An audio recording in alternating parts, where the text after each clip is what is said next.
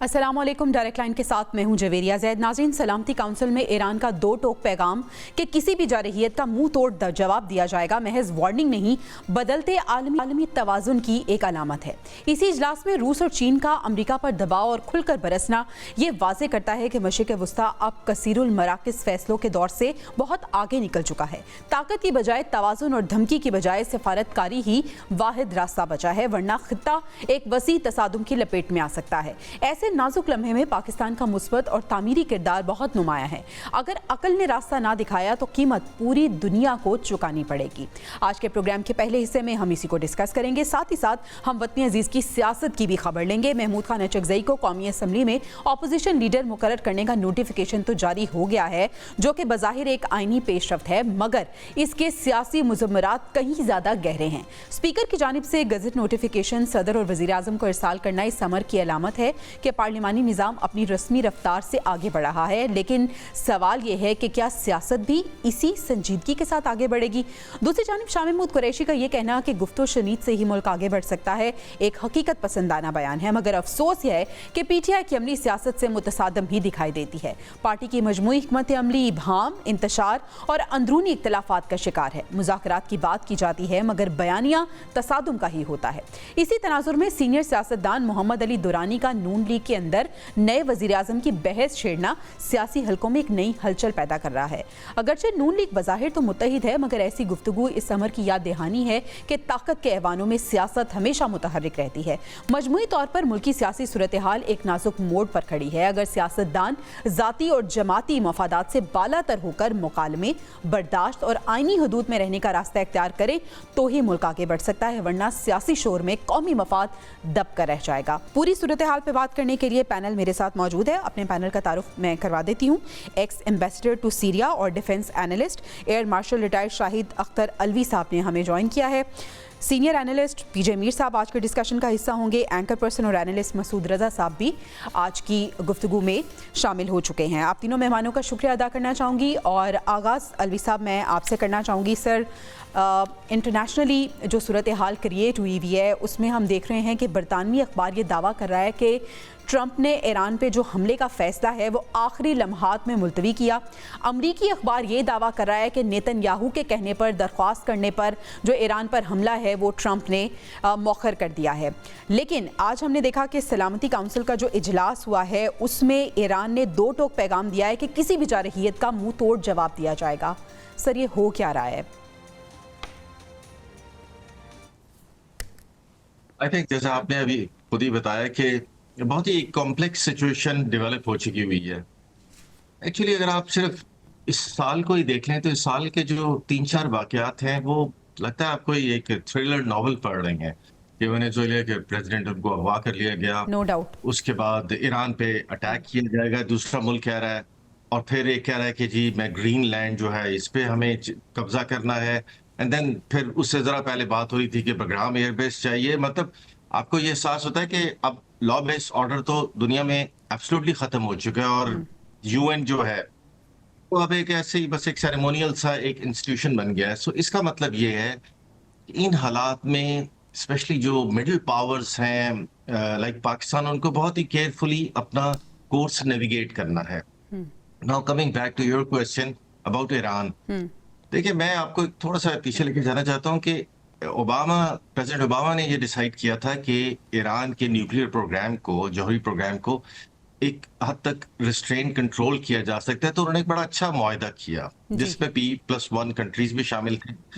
Trump ने आके उसको फौरन रिजेक्ट कर दिया और सबसे बदकिस्मती की बात यह है कि ट्रंप का इसमें साथ हमारे कुछ और गल्फ के कंट्रीज ने दिया था जो इस मुआहदे से खुश नहीं थे, इंक्लूडिंग इजराइल। ट्रंप को असल जो ताकत दी थी वो तो शायद अंदर के ही लोगों ने फिर प्रोवाइड की। और अब आप जब देखती हैं कि इंटरेस्टिंगली कि पहले ईरान पे अटैक भी हुआ लेकिन अब उसी अटैक को मौखर किया जा रहा है, तो इसकी क्या वजह है? क्या विद इन अमेरिका जो एस्टेब्लिशमेंट है वो डिवाइडेड है? मेरे ख्याल में ऐसा नहीं है। देखें, दो वाकयात बड़े ही अहम हुए हैं हिस्ट्री में जिनका हमें याद रखना चाहिए इन रीसेंट पास्ट। उनमें से एक सबसे इंपॉर्टेंट ये है कि ईरान ने इसराइल को जो मुंह तोड़ जवाब दिया था और जिस तरह उसके कुछ missile were able to penetrate और बहुत ज्यादा डिस्ट्रक्शन कॉज करती थी, इसने सारी जो है सिनेरियो को यकसर तब्दील करके रख दिया। सही। सेकेंडली, फिर अमेरिका ने अभी अटेम्प्ट की कि ईरान के जौहरी प्रोग्राम को थोड़ा सा पीछे ले जाए, उन्होंने बॉम्बिंग की। अब इनका लॉन्ग टर्म गोल क्या है इन सबसे? देखिए, long term goal consistently America का एक ही रहा है, जिसपे वो चाह रहा है, जिससे सीरिया को भी डाउन किया गया था, सैंक्शंस। सीरिया के पास चूंकि ऑयल की पावर नहीं थी, ऑयल तो उनके पास भी था, लेकिन उस पर अमेरिकन और कुर्द ने कब्जा किया हुआ था। ईरान उस अपने लोगों की रेजिलियंस और ऑयल पावर की वजह से अब तक सरवाइव कर चुका है। ना सिर्फ सरवाइव कर चुका है, बल्कि उसने बड़े ऐसे से आर्मामेंट मतलब उसने बना लिए हैं कि जो अभी कुछ तो रिवील भी नहीं हुए, which are very unexpected for the world, जो अभी उन्होंने देखा था।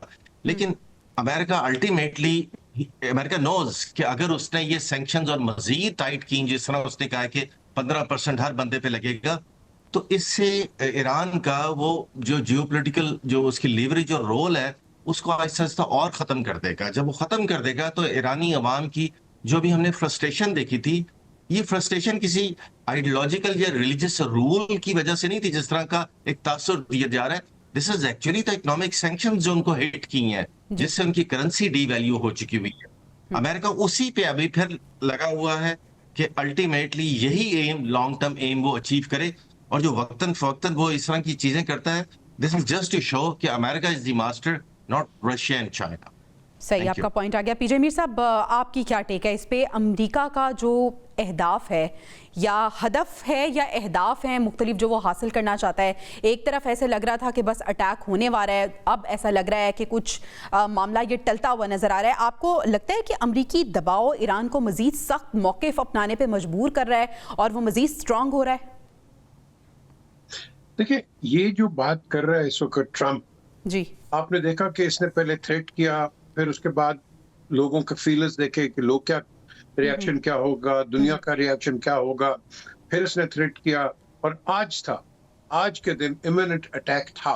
लेकिन ये अटैक मेरी नजर के अंदर ये होगा जरूर, आज नहीं, कल नहीं, परसों नहीं, लेकिन ये करेंगे। ये नहीं कि प्रोटेस्टर्स की वजह से ये करेंगे, क्योंकि इन्होंने अब ईरान को बिल्कुल म्यूट कर देना है, बिल्कुल म्यूट कर देना है। अब वो कैसे करेंगे? ये अगर अटैक करते तो आपकी हफ्ते के अंदर वर्ल्ड इकोनॉमी नीचे बैठ जाती, क्योंकि जिस स्ट्रेट से ये तेल जा रहा है towards China and to other countries, आप ये बैरियर बंद कर देते। ये क्या करते? वहां अपनी फ्लीट्स लेके आते। ईरान के पास ऐसे मिसाइल्स हैं जो कि इनके जो इमीडिएट बेसिस हैं उनको तो ये उड़ा सकते हैं। They can do a lot of damage to them. ठीक है, इनका भी डैमेज होगा, but at the end of the day ये भी हैवी डैमेज करेंगे। लेकिन उसके अंदर क्या होगा? रिपरकशंस देखें, मिडिल ईस्ट इफेक्ट होता है, और सबसे ज्यादा इफेक्ट तो मैं तो अपने आप को देखूंगा हम होंगे, क्योंकि हमारे पास सवाल आएगा, आर वी विद ईरान और आर वी विद अमेरिका? जी, we will always stay, common sense and sanity will prevail कि Pakistan will always stay with Iran. अब ये शुक्र है कि फिलहाल हम इस टेस्ट से बाहर आ गए अभी फॉर द मोमेंट। लेकिन यहाँ ये चाइना को, इसकी जो गेम है, चाइना को ये हिट करने की कोशिश कर रहा है, जिस तरह ये ग्रीनलैंड में चाइना को हिट करने की कोशिश कर रहा है। वो समझता है कि चाइना का इंटरेस्ट है, इसलिए ग्रीनलैंड को टेक ओवर कर दो, और वो 1826 की जो मॉनरो डॉक्ट्रिन है उसके ऊपर चल के वेस्टर्न हेमिस्फीयर में ये कंट्रोल करें। But that is not the case, because China की जो पॉलिसी है, मैंने कई दफा कहा है, ये प्लूरिस्टिक एक पॉलिसी है जिसके अंदर they don't want any expansionism. They are happy. उनकी इकोनॉमी देखो, पूरी दुनिया को वो फ्लरिश करवा रहे हैं, and you know they're making money out of consumerism. अच्छा पीजे मीर साहब, आपको ऐसा लग रहा है कि फॉर इंस्टेंस ये रुका है अटैक, लेकिन ये अटैक होगा, लेकिन सर सलामती काउंसिल में रूस और चाइना का अमेरिका के खिलाफ खड़ा होना, ये क्या इशारा दे रहा है? वीटो पावर हजारों की है ना, कोई भी वीटो कर सकता है। The question is, does will veto count? Iraq war पे काउंट हुआ था वीटो? मुझे बता दें। नहीं। 1 मिलियन मार्च हुआ था लंदन के अंदर against the Iraq war, but America still went on and said weapons of mass destruction. कुछ निकला वहां? प्लीज मुझे बता दें आप। ये रजीम चेंज करते हैं, इनकी अपनी गेम्स होती हैं, इंस्टॉल करेंगे, री इंस्टॉल करेंगे, फिर डी इंस्टॉल कर देंगे। शाह ऑफ ईरान को क्या किया 79 के अंदर? What did they do to him? This is what they do. This is what they are good at.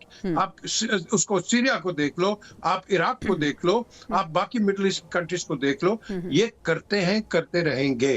क्यों?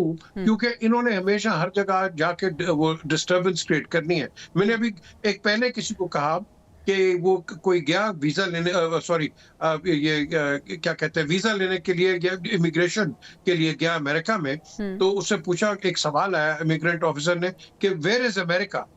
तो उसने जवाब दिया, उसने कहा America is everywhere, it is in Venezuela, it is in Colombia, it is in Iran, it is in Greenland, it is going everywhere, America is everywhere. So that shows that America has become a standing joke, particularly in the NATO circles. हालांकि NATO ने clearly कह दिया है, in the event कोई adventure करेगा, miss adventure करेगा America towards Greenland, NATO will stand by Denmark. So एक वहां आपका फ्रंट खोल रहे हैं, अगर यहाँ ईरान का खोल देते, I think this would have been catastrophic, not for Iran or for America alone. It would have been catastrophic for the entire world. आप पूरे दुनिया की आपकी रिसेशन चली जाती, इकोनॉमिक डाउनटर्न हो जाता। इसीलिए मिडिल ईस्ट ने आपको कहा, इनको कहा कि please think about it and you know think carefully. और देखना यह है कि ये पॉज कब तक होता है। मसूद साहब ने भी हमें ज्वाइन कर लिया है। मसूद साहब, ईरान अमेरिका कशीदगी को आप किस तरह से देख रहे हैं? बात सिफारतकारी से आगे निकलकर तसादुम तक जा पहुंची है? क्या मशरिक वस्ता एक नए जंग के दहाने पे है या अभी कुछ पॉज आया है? बहुत शुक्रिया जवेरी आपका। मुझे नहीं लगता कि ट्रंप इस वक्त इस पोजीशन में कि वो हमला करेंगे। अच्छा। और एक वक्त होता है, हर चीज का एक वक्त होता है। मेरे ख्याल में वो वक्त गुजर गया। वक्त वो था जब मुजाहरे अपने उरूज पर थे, क्योंकि अमेरिका ने अब तक जिन जिन ममालिक पर हमला किया है, पहले उन्हें अंदर से बहुत कमजोर किया है। चाहे वो इराक हो, चाहे वो शाम हो, चाहे वो लीबिया हो, चाहे वो यमन हो, चाहे वो अफगानिस्तान हो, हमारे सामने जिन मुल्कों पे उसने अटैक किया, उसका तरीका कार ये रहा है कि अंदर से बिल्कुल खोखला कर दे। और वजह क्या होती है कि अवाम का और हुकूमत के दरमियान फर्क, जो रूलर होता है उसके दरमियान और अवाम के दरमियान एक फर्क होता है। ईरान में ऐसी सूरत हाल जो है बहुत ज्यादा नहीं है। जो प्रोटेस्टर्स हैं वो महंगाई पर निकले, और उसमें जो शाह ईरान के जो फर्जन के फॉलोअर्स थे, उनकी तादाद मेरे ख्याल 5% बमुश्किल बताई जा रही है, 5% से भी कम। तो ये इतनी छोटी सी तादाद है कि ये इनकलाब नहीं ला सकते, वहां पर रिजीम चेंज नहीं कर सकते। अमेरिका हमला करेगा तो किस लिए करेगा? रिजीम चेंज के लिए करेगा। वो सिर्फ क़यादत को अगर निशाना बना सकता है, तो ईरान का जो निज़ाम है उसके अंदर लेयर अंडर लेयर क़यादत मौजूद है। एक क़यादत जाएगी तो दूसरी क़यादत आ जाएगी। माशी तौर पर आप तोड़ना चाहते हैं तो माशी तौर पर तोड़ने के लिए इस दफा ईरान के लिए जो एक मुश्किल खड़ी हुई है, वो हुई है यमन की सूरत हाल में, जहां पर ये सोमाली लैंड वाला जो इलाका है, यहाँ पर बाबुल मंदब जो है, वहां पर निगरानी बड़ी सख्त कर दी गई है। तो इससे पहले भी ईरान जो है वो स्मगलिंग किया करता था या खुफिया रास्तों से तिजारत किया करता था, तो वो तिजारत उसकी बंद हो गई है। और फिर एक और चीज जो वहां पर उन्होंने खुद अपनी इकोनॉमी की करेक्शन के लिए की है कि वो डॉलर को मार्केट उस पर लेकर आ रहे हैं, वैल्यू पर लेकर आ रहे हैं, जिसकी वजह से उनकी करेंसी बहुत डीवैल्यू हुई है। तो ये उनके अंदर की करेक्शन की चीजें थी जिस पर मुजाहरे हुए हैं। ऐसी सूरत हाल नहीं है इस वक्त। वहां पर मुजाहरे कंट्रोल हो चुके हैं। अब तो मसला है कि ट्रंप जो है, इनको फेस सेविंग कैसे मिले। ट्रंप इतनी मरतबा कह चुके हैं वहां पर हमला करने का कि अब वो अगर हमला नहीं करते हैं तो डेफिनेटली उसकी कीमत चुकानी पड़ेगी। तो जो अगर कुछ होगा तो बहुत लिमिटेड, बहुत टारगेटेड सा कुछ होगा, और उसका जवाब भी फिर उसी अंदाज से होगा। अब जो बातचीत हो रही है, जिसमें कतर है, जिसमें ओमान है, जिसमें सऊदी अरब है, तो मेरे ख्याल में अब फेस सेविंग किस तरह से मिले, इस पर बात हो रही है। हो सकता है छोटी मोटी कोई झड़प हो, लेकिन कोई बड़ा हमला, कोई ईरान में कोई तबाही, ऐसी सूरत हाल मुझे अब तो कम से कम, अगर ऐसा अब करेगा अमेरिका तो उसको बड़ा नुकसान उठाना पड़ेगा, क्योंकि ट्रूप्स ऑन ग्राउंड तो बहुत मुश्किल चीज है, वहां वो तो जा नहीं सकते। वो ईरान ने जो अपने इर्द गिर्द के ममालिक को मुत्तला कर दिया था ना कि अगर कोई हमला हुआ तो हम जितने भी मिलिट्री बेसिस हैं उन पर हमला करेंगे, तो तमाम ही ममालिक में आपने देखा है कुछ ना कुछ मूवमेंट हुई है, ट्रूप्स जो हैं वो बेसिस से निकले हैं। अब वो लिंकन जो उनका एयर कैरियर है वो भेज रहे हैं। तो वो जहाज जब आएगा समंदर में तो मेरे ख्याल में ठीक है ईरान के मसूद, पास आपने एक आपने मौजूद है। बड़ा इंपॉर्टेंट पॉइंट रेस किया है फेस सेविंग के हवाले से कि अमेरिका जो है वो अब अपनी फेस सेविंग चाहता है। अलवी साहब हमारे साथ मौजूद हैं, उनकी मौजूदगी का फ़ायदा उठाते हुए उनसे जान लेते हैं। अलवी साहब, आप तो रह भी चुके हैं, आप एक्स एम्बेसडर टू सीरिया रहे हैं, आप किस तरह से देखते हैं कि क्या वाकई अमेरिका इस पोजीशन में नहीं है कि वो ईरान पे अटैक करे और अब फेस सेविंग के लिए वो छोटी मोटी कुछ भी हरकतें कर सकता है?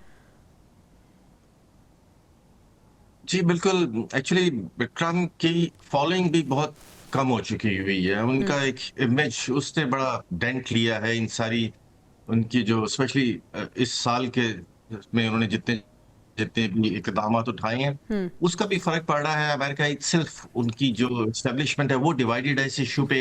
एंड मोस्ट इम्पोर्टेंटली, जैसे मैंने आपसे पहले कहा था कि ईरान अपनी ताकत अपनी डेमोन्स्ट्रेट कर चुका है एक बार, उसकी जो मिसाइल प्रोविस है। तो और अभी उसकी स्लीव में और क्या है फॉर द फाइनल, ये भी अननोन है। और जैसे अभी ये मसूद साहब भी बता रहे थे कि जो इर्द गिर्द के ममालिक हैं वो डेफिनेटली बहुत ज्यादा बुरी तरह मुतासिर होंगे और वो होना नहीं चाहते हैं। अब एक्चुअली पहले वो क्यों ट्रम्प को शय दे रहे थे कि वो JCPOA खत्म कर दो, उस वक्त तक शायद उनको अंदाजा नहीं था ईरान की एक्चुअल पावर का, जो कि इस इजराइल कन्फ्लिक्ट के बाद हमने दुनिया ने देखी है। इससे थोड़ा सा जरा हुआ है। और प्लस वैसे भी आप जानती हैं कि जब लास्ट ईयर चाइना ने सऊदीया की और ईरान के दरमियान में मुफाहमत करवाई थी, उसके फौरन बाद ही फोर्सेस इन प्ले आ गई थी कि किस तरह इसके अंदर अब मजीद दरार डलवाई जाए। और हमने देखा है कि to a large extent, not fully, कि वो कुछ कामयाब भी हुए, but Saudi are still trying कि कुछ एक ऐसी सूरत हाल ना डेवलप हो पाए। तो मेरा अपनी अगर आजादी राय में, तो जैसे अभी ये फरमा रहे थे कि जी, अब ट्रम्प के पास वो एक तो लीवरेज नहीं रहा, उसके पास मॉरल अथॉरिटी नहीं रही, सही। प्लस डिस्ट्रक्शन से वो बहुत डर रहा है कि जो आसपास होगी। तो मेरे ख्याल में शायद अब अटैक की पॉसिबिलिटी पहले भी मेरे ख्याल में नहीं थी इन फुल।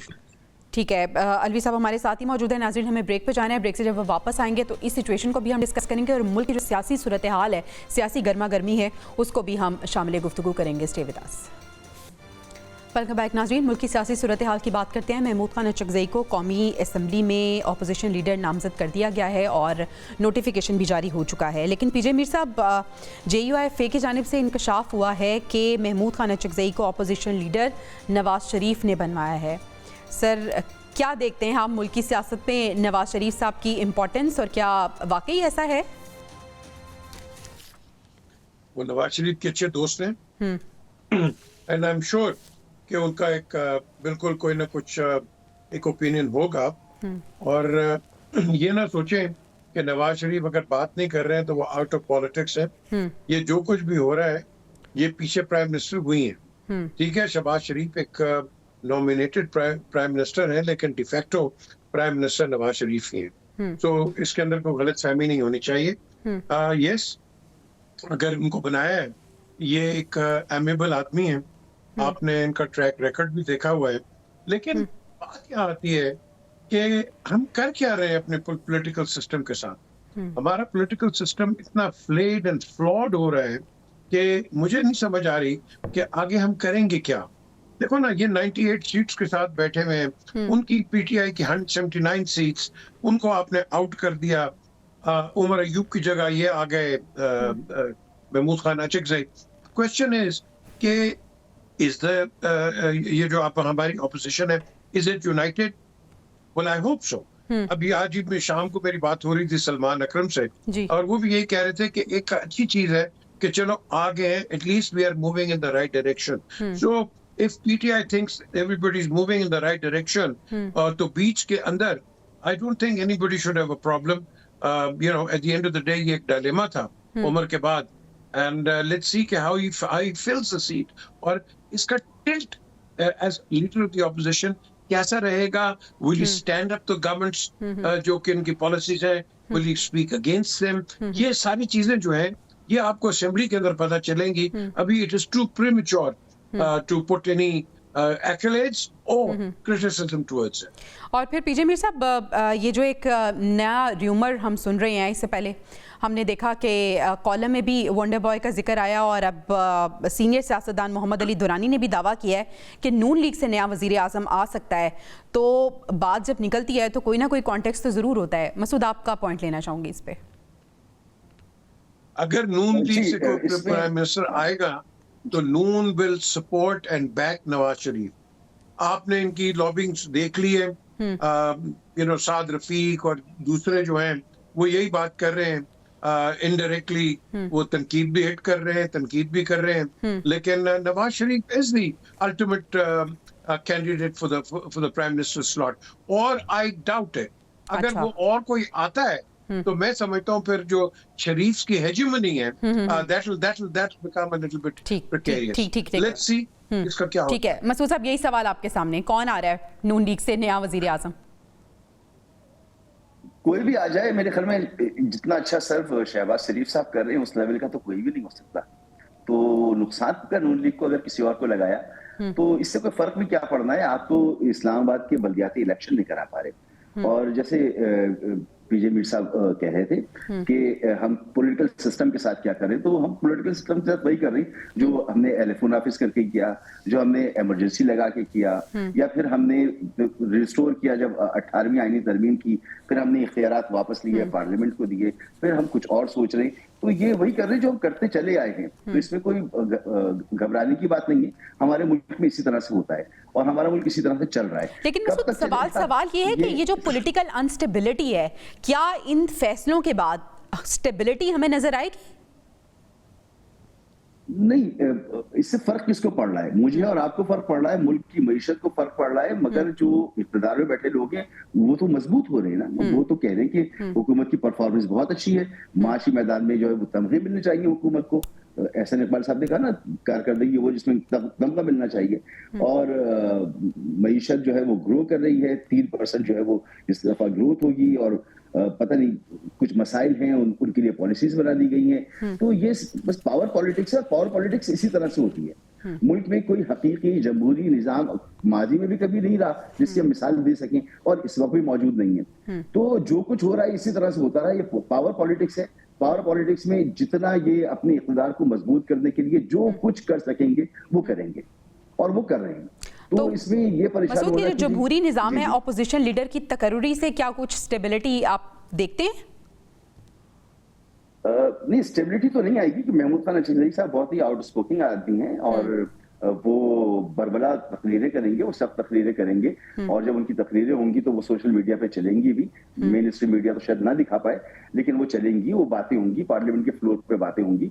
तो ये हुकूमत को टफ टाइम देंगे। एक अच्छा इंतखाब है। और इस हवाले से भी है कि अगर तहरीक इंसाफ का कोई बंदा होता तो उस पर फिर कोई केस निकल आता, फिर कोई 9 मई का केस हो जाता, वो ना अहल हो जाता, तो तहरीक इंसाफ का बंदा तो परफॉर्म नहीं कर सकता था। मगर महमूद खान अचंजई, क्योंकि वो जिस बात को लेकर आगे बढ़ रहे, जो उनका मौके पे कि उन्होंने आइन को रिस्टोर करवाना है, तो आइन को रिस्टोर करवाने के लिए उनकी पहले भी जद्दोजहद रही है। उनका लबो लहजा हम जानते हैं, वो इसी तरह का लबो लहजा होगा। तो इससे कोई इस्तेहकाम नहीं आने वाला सिस्टम के अंदर, बल्कि और ज्यादा जो है इसमें बातें होंगी, खुल के बातें होंगी, और फिर वो पब्लिक में आएंगी, तो इससे और इंस्टेबिलिटी बढ़ेगी। इसीलिए हुकूमत जो है वो काफी अरसे से लेतोलाल से काम ले रही थी कि इनको अपॉइंट ना किया जाए, लेकिन फिर करना पड़ा क्योंकि और कोई ऑप्शन मौजूद नहीं है। सही, ठीक है। अलवी साहब, आपसे मैं ये जानना चाहूँगी कि ये जो इंस्टेबिलिटी है, ये सिर्फ हमारे मुल्क में नहीं है, ये हम मिडिल ईस्ट में भी देख रहे हैं, और पूरी दुनिया में ये इंस्टेबिलिटी जो है वो नज़र आ रही है। और ये भी कहा जा रहा है कि दुनिया जो है वो 3rd वर्ल्ड वॉर के दहाने पर है। आपको सर लगता है कि ऐसा हो सकता है इस इंस्टेबिलिटी की वजह से, या ताकत की खींचातानी में कोई सूरत ऐसी आप बनती देखते हैं? नहीं, मैं नहीं देखता, इसलिए कि देखें, एक साइलेंट अंडरस्टैंडिंग है मेरे ख्याल से between big power, specially China और अमेरिका के दरमियान में, कि इस दुनिया को इन्होंने डिवाइड करके रूल करना है। फॉर एग्जांपल, $14 ट्रिलियन की AI इकोनॉमी है, और ये एक साइलेंट अंडरस्टैंडिंग है अमेरिका और चाइना के दरमियान में कि हाफ ऑफ ये होगी। सो ये बिग वॉर्स की सिर्फ बातें होती हैं, ये बिग वॉर्स कभी भी नहीं होंगी।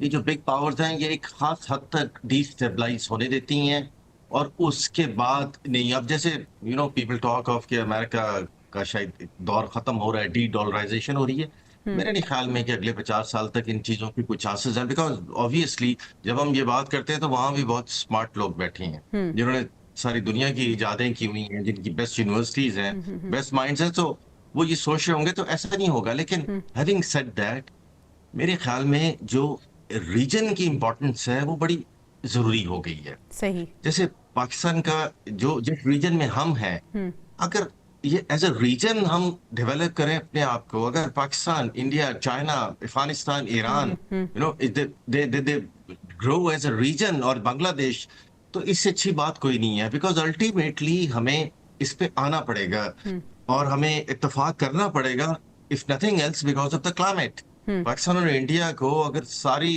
दुश्मनी के बावजूद भी अगर कभी एक साथ इकट्ठा होना पड़ रहा है, वो इसलिए कि चैलेंजेस ऐसे आएंगे फ्यूचर में कि जो हमें मजबूर करेंगे कि हम उन रास्तों की तरफ जाएं कि जिससे हमारी रीजन इंप्रूव करे, और जब रीजन इंप्रूव करता है तो लोगों की जिंदगियां भी बड़ी अच्छी हो जाती है। तो इस तरह डिफरेंट रीजन जो हैं, आई थिंक वो आहिस्ता आहिस्ता स्ट्रांग होंगे, वो अपने आप को इम्प्रूव करने की कोशिश करेंगे।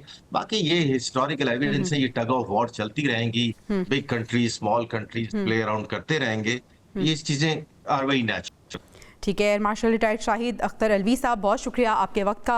और नाज़रीन, डिस्कशन का सिलसिला जारी है। पीजे मीर साहब और मसूद रज़ा साहब हमारे साथ ही मौजूद होंगे। तहरीक तहफ़्फ़ुज़ आईन पाकिस्तान कराची यात्रा पे है और मसूद भी कराची में हैं, तो क्या सिचुएशन वहाँ पे बनेगी, मसूद से जानेंगे ब्रेक के बाद। Stay with us. Welcome back नाज़रीन। 8 फरवरी अब कुछ ज़्यादा दूर नहीं है जब स्ट्रीट पावर का ऐलान किया गया है कि स्ट्रीट पावर दिखाई जाएगी। उसी सिलसिले में हम देख रहे हैं कि पाकिस्तान तहरीक इंसाफ, और ख़ासतौर पे अगर हम बात करें सुहेल आफरीदी साहब की, तो वो पहले लाहौर के दौरे पे थे, फिर कराची गए, और इसी तरह से अब तहरीक तहफ़्फ़ुज़ आईन पाकिस्तान भी इस वक्त कराची के दौरे पर है। मसूद साहब, आप कराची में मौजूद हैं और सुना ये है कि जो डिनर हो रहा है उसमें आप शिरकत भी करने वाले हैं, तो ये कराची में क्या हो रहा है? क्या वाकई वो स्ट्रीट पावर के लिए स्ट्रीट मूवमेंट है, ये इसका कुछ फायदा होगा?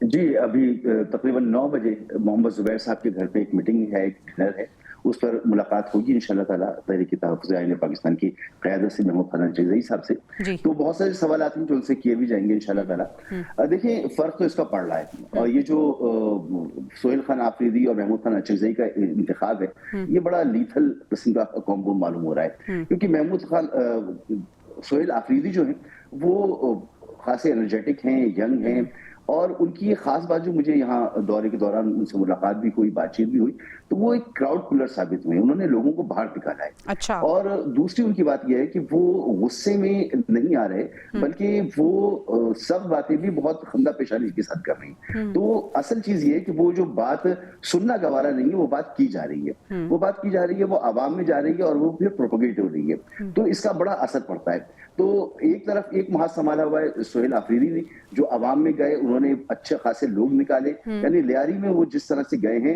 मैं नहीं समझता कि जब बिलावल साहब और आसपा वहां पर गए थे तब इतना रश था जितना रश सुहेल खान आफरीदी ने लियारी में निकाला। अच्छा। इसके अलावा जो बाग जिना में जितना रश उन्होंने जमा किया, वो उसकी कोई मिसाल मौजूद नहीं है कि वो यहाँ पर आए हैं, आने के बाद उनको ख्याल आया कि हम जलसा कर लेते हैं, और 2 दिन के नोटिस पर तकरीबन आधा बाग जिना जो है वो भरा हुआ था, और सड़क पर बहुत सारे लोग थे। तो ये बहुत शॉर्ट नोटिस पर इतने सारे लोग निकले।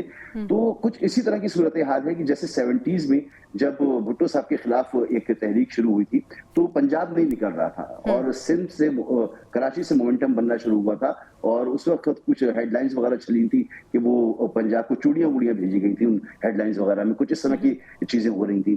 तो उससे फिर मूवमेंट ने जोर पकड़ा था। तो महमूद खान अचकज़ई साहब जो है वो यहाँ पर इंटेलेक्चुअल से मिल रहे हैं, वो बिजनेस कम्युनिटी से मिल रहे हैं, वो जो है वो यहाँ के बासर लोगों से मुलाकात कर रहे हैं, तो सोसाइटी के ऐसे तबका से मिल रहे हैं जिनसे कि सुहेल आफरीदी नहीं मिल सके। अच्छा। तो वहां पर भी वो अपना मैसेज पहुंचा रहे हैं, यहाँ पर सुहेल आफरीदी अपना काम कर रहे हैं। तो एक हलचल तो हुई है, एक बर्फ तो पिघली है। एक वक्त था कि कहा जाता था कि इमरान खान का नाम नहीं लिया जाएगा, लेकिन फिर उनका नाम लिया जाने लगा ना, तस्वीर उनकी नहीं नजर आती थी। फिर एक वक्त था कि कोई जलसा, कोई रैली, कोई जुलूस नहीं होगा। तो मैं भी सुहेल आफरीदी ने आकर यहाँ पर जलसे भी किए, रैलियां भी की, बाहर से भी खिताब किया, प्रेस क्लब भी गए, मीट द प्रेस भी किया, सब कुछ उन्होंने किया। तो अब वो हमें एक तब्दीली तो नजर आई है, कुछ बदला तो है। तो कराची में से ये जो शुरू हुआ है, अगर यही सिलसिला उनका जारी रहा तो बहुत मुमकिन है कि पंजाब में भी इसका कुछ ना कुछ असर पड़े, और पंजाब में अगर असर पड़ा तो हुकूमत को डेफिनेटली इसका जो फर्क पड़ेगा। सही। पीजे मीर साहब, आप भी ऐसे ही समझते हैं कि ये जो दोनों तकर्रियाँ हुई हैं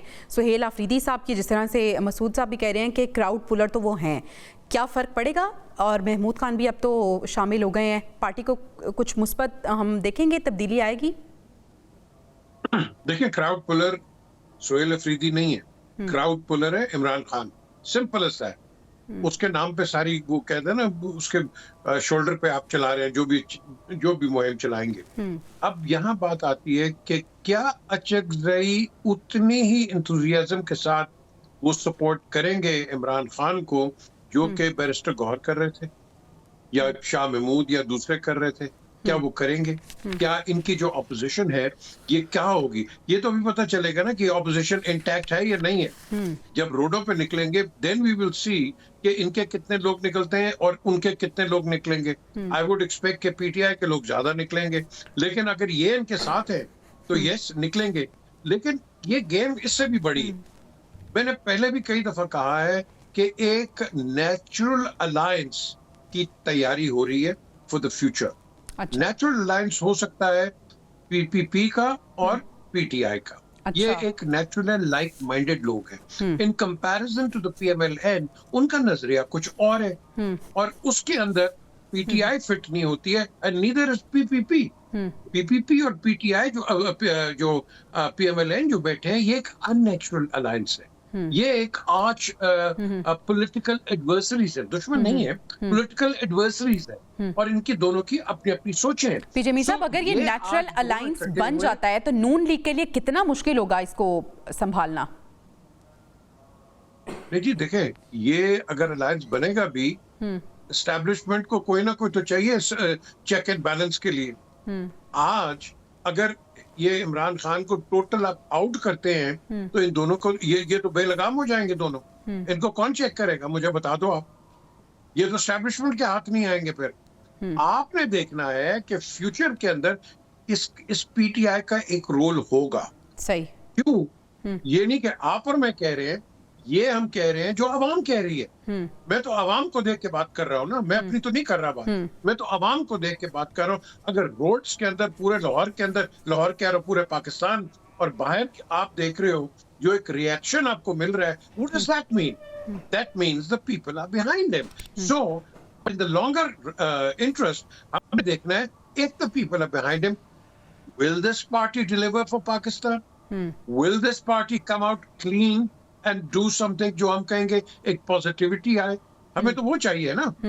तो आपने देख लिया, फॉर एग्जांपल बिलावल को आप देख लो, उसने जो प्रेसिडेंट हाउस के अंदर जो एक तकरीर की है, I think this is the first time कि जिसने बताया कि भाई हमारा प्रोविंस क्या कर रहा है, क्या नहीं कर रहा है, क्या प्रोग्रेस कर रहा है, ये कर रहा है। लेकिन ये प्रोग्रेस को converted into a national movement, then they would need PTI, not PMLN, PTI.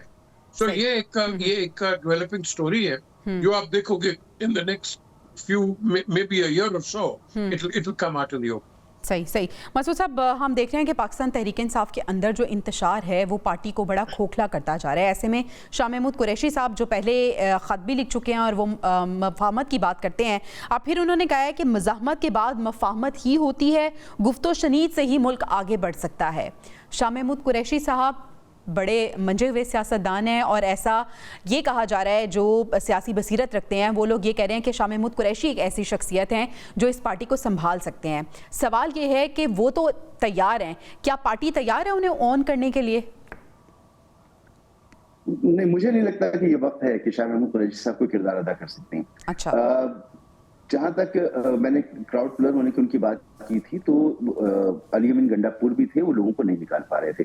बेशक इमरान खान की सपोर्ट है, लेकिन जो जिस तरीके से वो मुहिम चला रही तो वो लैकिंग थी। आप बात कर रही हैं पार्टी के अंदर तफरीक की बात कर रही है, तो इतनी बड़ी पार्टी है जिसने इतनी बड़ी कामयाबी इलेक्शन में हासिल की, तो अगर उसके अंदर धड़े नहीं होंगे तो क्या नून लीग में और पीपल्स पार्टी में धड़े होंगे? ये एक नेशनल सी चीज है। और जब क़यादत मौजूद नहीं है, क़यादत जेल के अंदर है, कोई गाइडलाइन नहीं आ रही, मुलाकातें नहीं हो पा रही हैं, लेकिन अब अगर आप देखें तो सारी जो पावर है वो बड़ी सेंट्रलाइज हो चुकी है।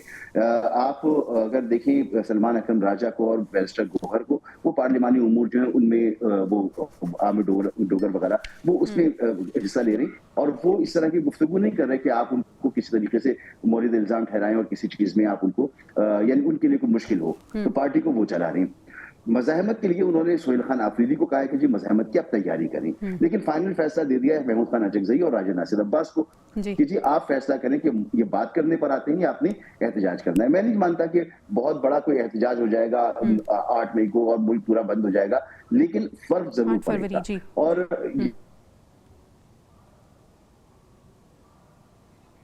ठीक है पीजे मीर साहब, 8 फरवरी को आप क्या अच्छा आ गए हैं मसूद साहब? बार बार कहा जा रहा है जी मसूद कंटिन्यू कीजिएगा। ये कहा जाता है ना कि बार बार के हाँ, जब ये कहा जाता है कि आप गासिब हैं, ये जुमला बड़ा ताकतवर होता है, और ये जुमला वो बार बार दोहरा रही, वो पार्लियामेंट में भी दोहराएंगे, वो बाहर भी दोहराएंगे, बहुत बड़ी पब्लिक तो जमा नहीं हो जाएगी, बहुत बड़ा कोई पहिया जाम नहीं हो जाएगा, लेकिन ये मोमेंटम पहले से जरा ज्यादा बेहतर अंदाज से आगे बढ़ता हुआ मुझे नजर आ रहा है, जो हुकूमत के लिए प्रॉब्लम क्रिएट करेगा। देखिए एफडीआई नहीं आ रही है ना मुल्क के अंदर, तो हमारी जरूरत तो इस वक्त ये कि एफडीआई आए, इन्वेस्टमेंट आए। इन्वेस्टमेंट क्या आती है? हमारे वजीर खजाना साहब कह रहे हैं कि फर्म्स मुल्क छोड़ छोड़ के जा रही हैं, कुछ आई भी हैं लेकिन बहुत ज्यादा वापस गई हैं, और उसकी वजूहत भी बताइए। उन्होंने हुकूमत की पॉलिसीज बताई हैं कि जो हाई टैक्स रेट है, जो हमारा जो पावर का क्राइसिस है, जो हमारा रेट टेपिज्म है, तो वो नहीं आने दे रहा। वो हम अपनी इकोनॉमी को खोल नहीं पा रहे, इकोनॉमी हमारी स्टैग्नेंट हुई है, वो ग्रोथ हमें नहीं मिल रही है, तो इसका असर तो पड़ेगा, और वो पड़ रहा है।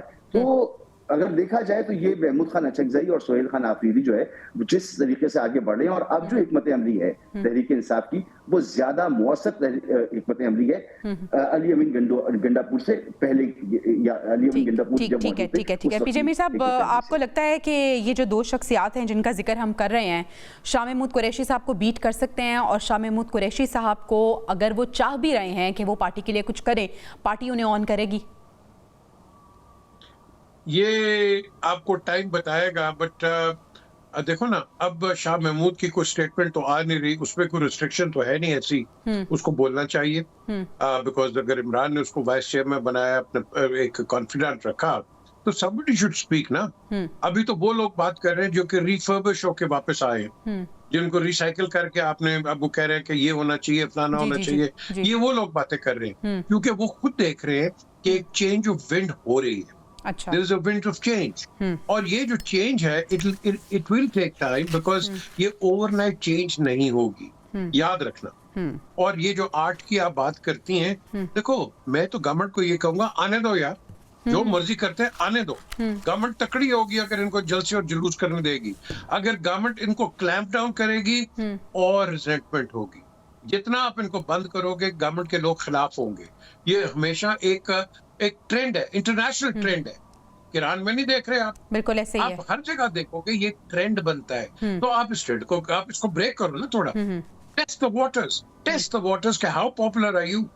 तो जब आप ये टेस्ट करोगे, एक आपको अपनी एक रियलिटी का पता चल जाएगा, आपको दूसरे की स्ट्रेंथ का पता चल जाएगा, and at least there will be a headway somewhere. यहाँ तो हेडलॉक हो गए ना, डेडलॉक तो है ही नहीं है। बिल्कुल ऐसे ही, यहाँ तो हेडलॉक्स है।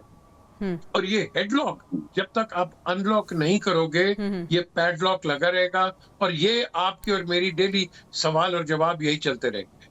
ठीक है, बहुत शुक्रिया पीजे मीर साहब और मसूद रज़ा साहब हमारे साथ मौजूद थे। हम सिर्फ यही कहेंगे कि जो सियासी जमातें हैं, चाहे वो इक़्तिदार में हों या अपोजिशन में हों, सिर्फ ये कर लें कि अपने जो मफाद हैं उनको बलाए ताक रख कर कौमी मफाद के लिए बात करें, क्योंकि जब तक मुल्क में स्टेबिलिटी नहीं आएगी सियासी लिहाज से, तो हमारा मुल्क तरक्की नहीं करेगा और मौशी तौर पर भी हम बहुत पीछे चले जाएंगे। नाज़रीन, प्रोग्राम से इजाज़त दीजिए, मेहमानों का शुक्रिया अदा करना चाहूँगी। आपसे इंशाल्लाह अगले हफ्ते मुलाकात होगी। अल्लाह ने के पान।